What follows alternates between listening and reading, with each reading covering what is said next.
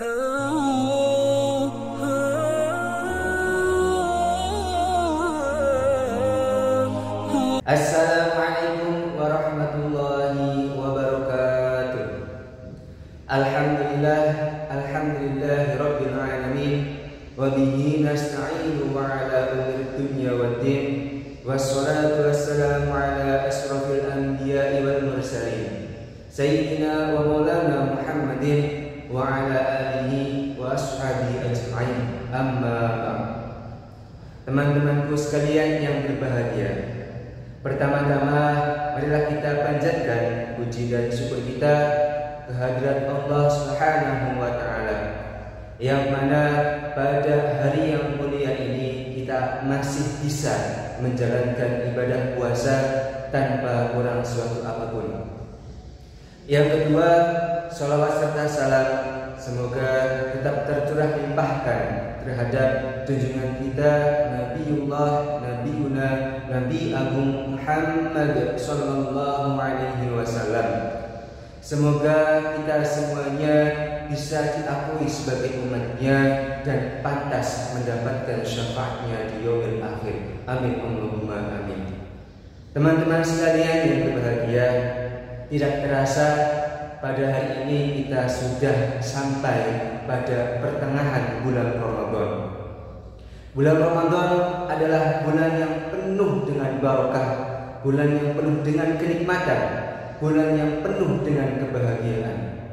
Marhaban ya syahr Ramadan, marhaban syahr sa'adah, marhaban syahr ibadah, marhaban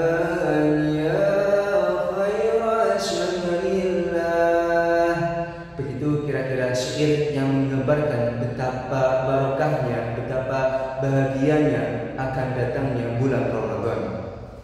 Teman-temanku sekalian yang berbahagia, apakah teman-teman semuanya tahu ada beberapa peristiwa yang terjadi di bulan Ramadan?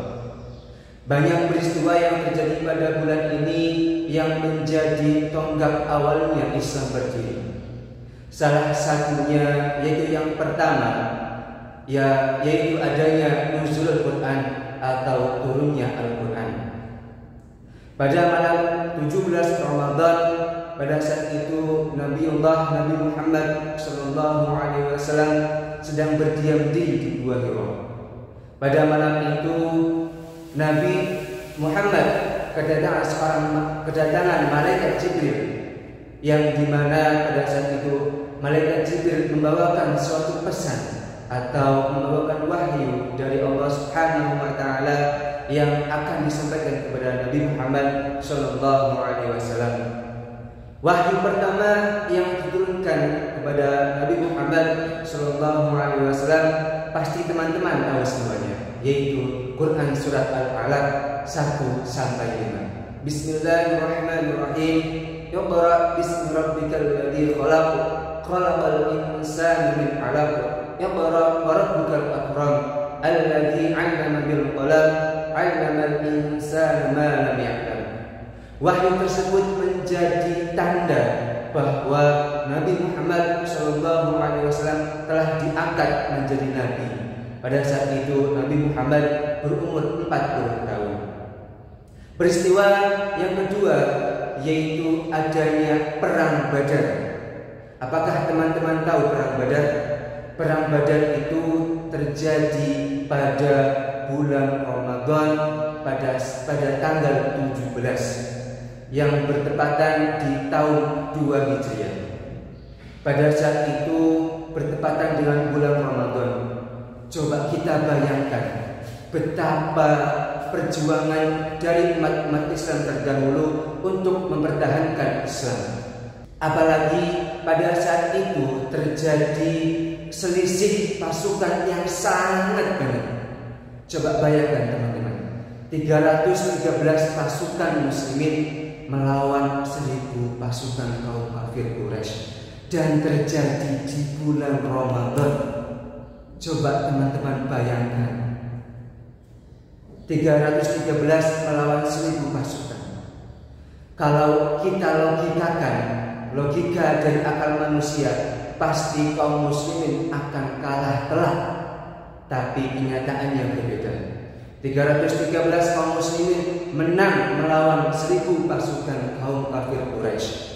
Berkat kegigihan dari Nabi Muhammad SAW dan para sahabat yang melindungi Rasulullah, dan tentu saja bantuan atau pertolongan dari Allah Subhanahu wa taala yang menandakan kaum muslimin menang melawan kaum kafir Quraisy. Peristiwa yang ketiga yaitu adanya Fathul Makkah atau penaklukan kota Makkah. Fathul Makkah ini ditandai atau berawal dari kaum kafir Quraisy yang melanggar perjanjian Hudaybiyah. Pada saat itu kaum muslimin menyerbu kota Makkah dengan beribu pasukannya, karena pada saat itu kaum muslimin sudah banyak mengikutnya, agama Islam sudah banyak mengikutnya. Yang luar biasa pada peristiwa itu adalah pada saat penaklukan kota Mekah tidak terjadi satupun peperangan ataupun satu tetes pun darah yang mengalir ke bumi, karena pada saat itu kaum muslimin sudah yakin akan kemenangan yang diperoleh, yang pada akhirnya kota Mekah berhasil ditaklukkan. Kota Mekah berhasil ditaklukkan oleh Nabi Muhammad dan kaum muslimin dari Madinah.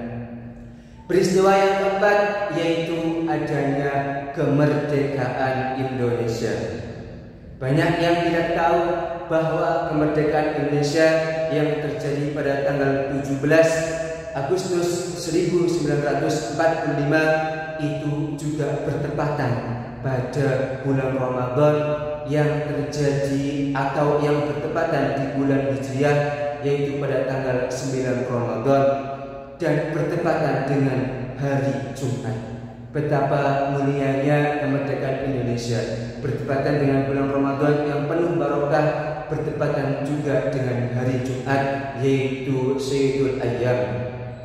Teman-teman semuanya yang berbahagia, begitu kiranya yang dapat saya sampaikan. Banyak peristiwa yang terjadi pada bulan Ramadan yang menjadi tanda agungnya bulan Ramadan ini. Marilah kita ambil hikmahnya, ambil manfaat dari peristiwa-peristiwa tersebut. Banyak peristiwa yang bisa kita ambil manfaatnya, yaitu jangan kita banyak mengeluh akan kesannya atau akan capeknya kita melaksanakan puasa di bulan Ramadan. Ya, capeknya kita pada bulan Ramadan ini tidak ada apa-apanya dibandingkan capeknya Nabi Muhammad dan para sahabat ketika perang melawan kaum kafir Quraisy di perang Badar. Begitu kiranya teman-teman salah satu manfaat yang bisa kita ambil.